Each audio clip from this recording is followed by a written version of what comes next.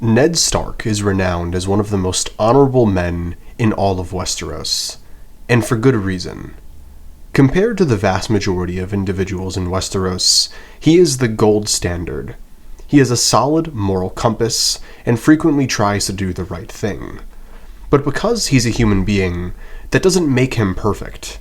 And today, I want to take a look at some of the core moments in Ned's character arc and discuss whether or not they are truly honorable.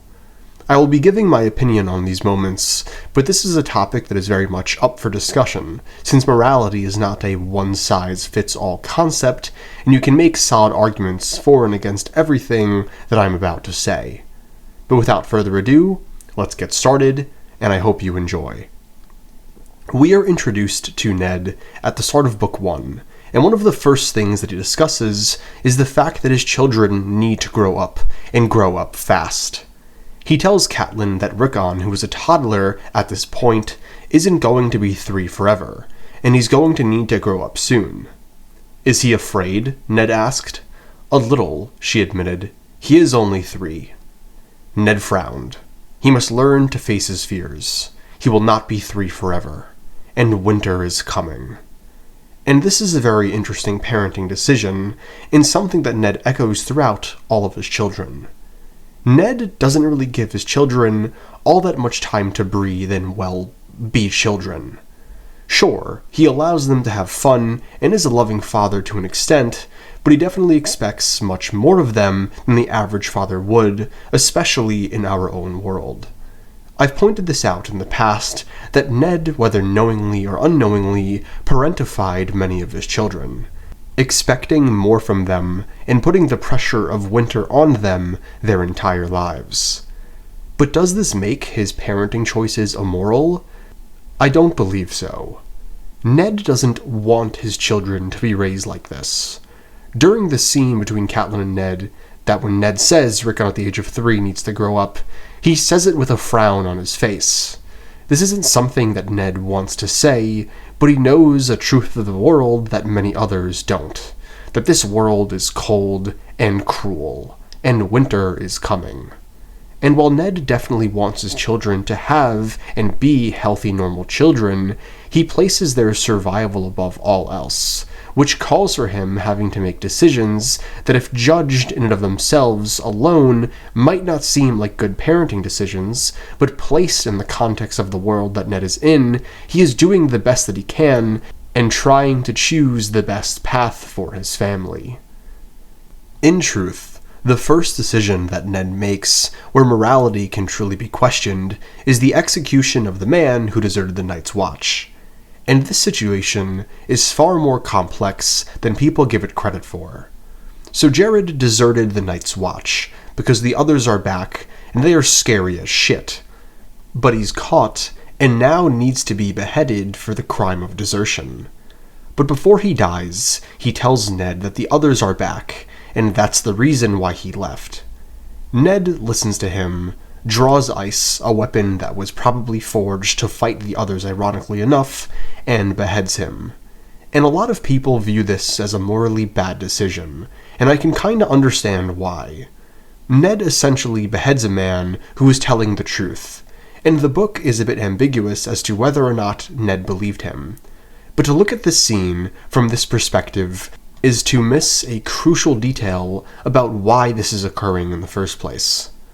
Whether or not the others are back is irrelevant to the crime of desertion. Jared isn't being beheaded for the crime of lying or not lying, but for leaving his post, something that he was sworn to do. So I believe Ned isn't in the wrong here, because he's not executing him for anything that he didn't actually do. Beyond that, Ned does seem to value what he has to say after he beheads him, which isn't something that he wanted to do. After he does it, he is visibly upset, and he tells Bran that a man sees what he sees, implying that he doesn't think Jared was lying, just that the situation is complicated. In this moment, Ned did what he had to do, even though it bothered him, and I don't think it was a morally corrupt decision. Ned killing Lady is a similar situation to this one. Yes, it's absolutely shitty, but at the end of the day, there was no way around the fact that Lady was going to die. Faced with this tough decision and reality, Ned decides that it was better for him to do it himself, to ensure that Lady's death would be quick and painless, and then her bones would be sent back to the north, where they belong. Now, the first time in the books that Ned makes a decision that I find truly wrong is the way in which he handles his conversation and judgment of Jaime in the throne room. Ned's reaction to Jaime in the throne room shows just how close-minded he can be when his sense of honor is challenged. To Ned, Jaime's act of killing King Aerys is unforgivable.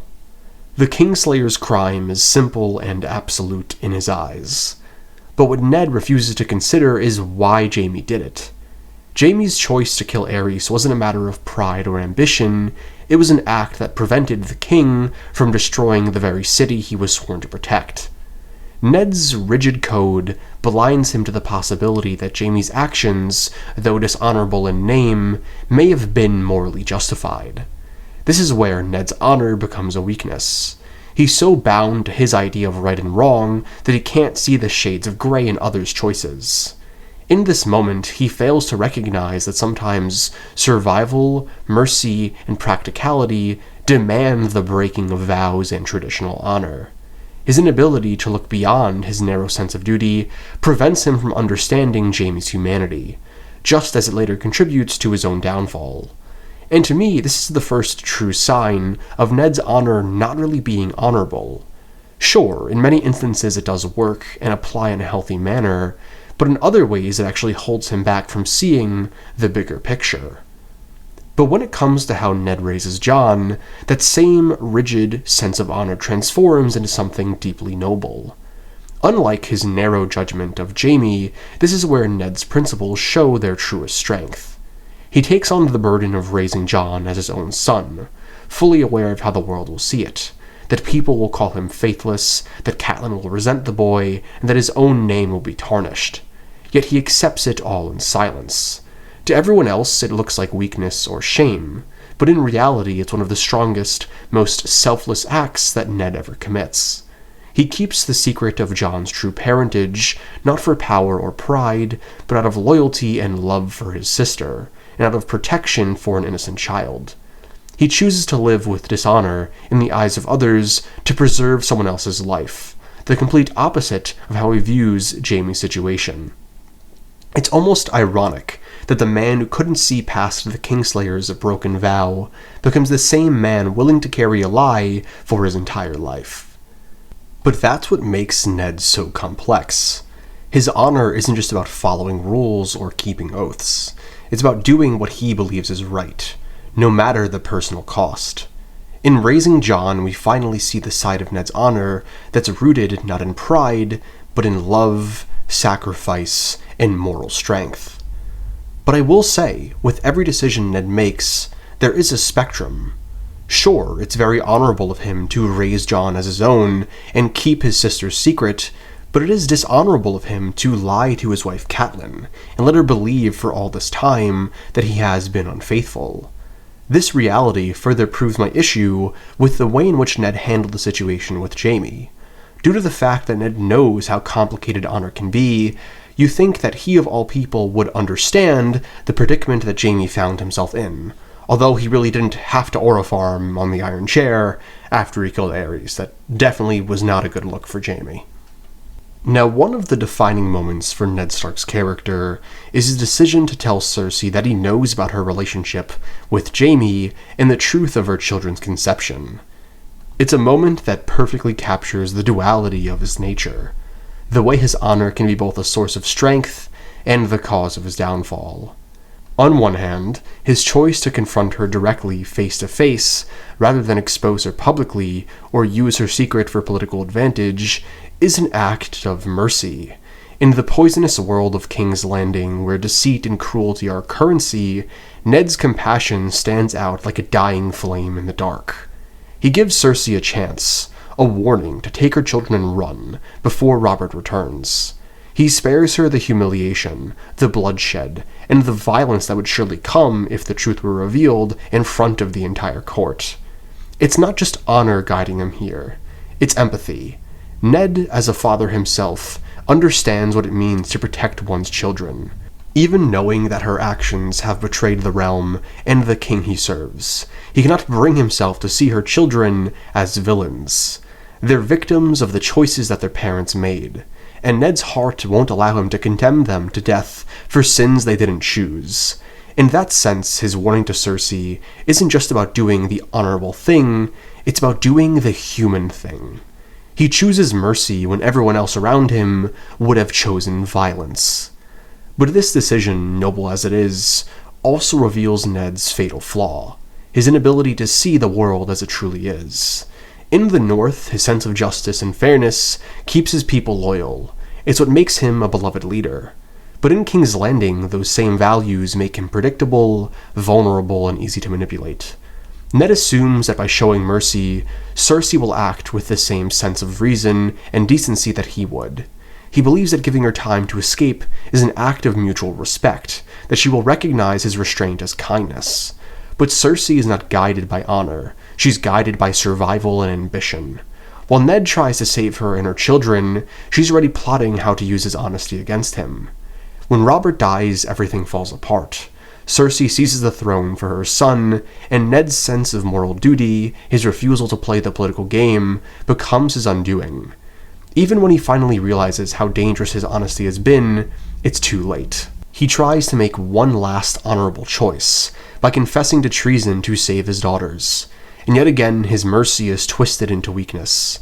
His execution is not just the end of one man's story, but the breaking point for the realm itself. Ned's death sends shockwaves across Westeros. His execution turns his northern bannermen against the crown, fuels Robb Stark's march to war, and shatters what little peace was left after Robert's reign. What began as an act of kindness, a quiet word, ends in blood, chaos, and the War of the Five Kings. His attempt to do the right thing, to act with integrity in a world built on lies, becomes the very spark that sets the realm on fire. In the end, Ned's decision to tell Cersei the truth shows the tragic beauty and danger of his character. His mercy makes him honorable. His honor makes him brave, but his inability to compromise that honor makes him doomed. It's the heartbreaking irony of his story. He tries to save lives through honesty, but in doing so he loses his own and plunges the entire kingdom into war. So with all that being said, is the decision to save Cersei and her children truly honorable? And honestly, I'm not quite sure. In theory it is, but in reality, I feel Tywin's idea about the Red Wedding actually applies here. Is it more noble to kill a dozen men at dinner than thousands in battle? And while Ned at the time doesn't fully understand what Cersei is capable of, he unknowingly chooses the latter, deciding not to kill the Lannister family, and instead accidentally sacrificing thousands of lives in the process. Now the last thing that I want to talk about is actually Ned's death, and how not only ironic it is, but how it mirrors his execution of Jared at the start of the book. Ned kills Jared for deserting his post, but Jared dies telling the truth. But Ned, who is killed for the crime of treason, dies lying. The last thing that comes out of the honorable Ned Stark's mouth is a lie about Joffrey and Cersei's existence. It's also ironic that the sword who passes judgment is his own sword Ice, being swung by a faceless executioner, completely flipping the concept of he who passes the sentence must swing the sword on its head. And in this moment, the man that is Ned Stark is laid out plain as day for everyone to see. If judging him based off of this action alone, without context, he, like Jaime, is committing a morally bad act. He is lying under oath. But his reasoning for that lie completely changes what in and of itself is dishonorable into something honorable. Ned lies to protect his family and save lives, which is something that I personally view as honorable. So all in all, whether or not you believe Ned Stark is an honorable man comes down to the individual. But for me personally, I find Ned to be an incredibly tragic, incredibly beautiful, and incredibly honorable man that, while flawed, always tries his best to do the right thing to the best of his knowledge. With all that being said, if you've made it to the end of this video, thank you so much for watching. please let me know in the comment section down below what kind of videos you want to see from this channel in the near future and in the far future, because for some of these videos, I'm going to need months. That is all I'm going to say. But again, thank you so much for watching, and I hope to catch you in the next one. Peace.